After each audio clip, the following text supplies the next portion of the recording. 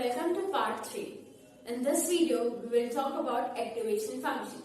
Activation function is defined as the extra force applied on input to obtain the exact output. Activation functions are of 4 types. Simple function, sigmoid function.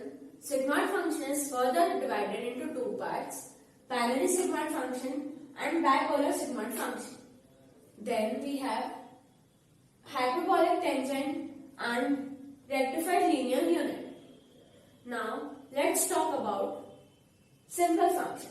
Simple function lies between 0 to 1. When the sum of multiplication of input and weights is greater than 0, then the output comes to be 1. And if it less than 0, then the output will be 0.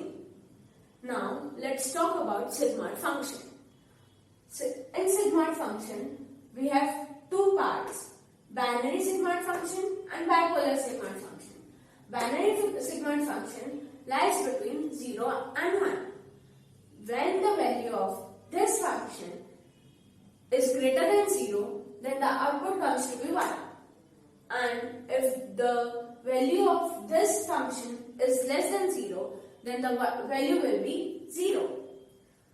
Now, let's talk about bipolar sigmoid function. This function lies between -1 to 1. If the value of this function is greater than 0, then the output is 1, and if it is less than 0, then the output is 0. Then the output is -1. Hyperbolic tangent. This function lies between -1 to 1.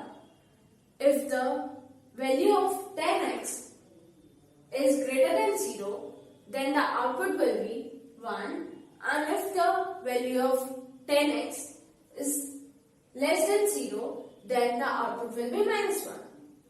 Now, let's talk about rectified linear unit. Rectified linear unit is the most common activation function which is used nowadays. It is also known as ReLU. In this function, if the value of the sum of input and weights is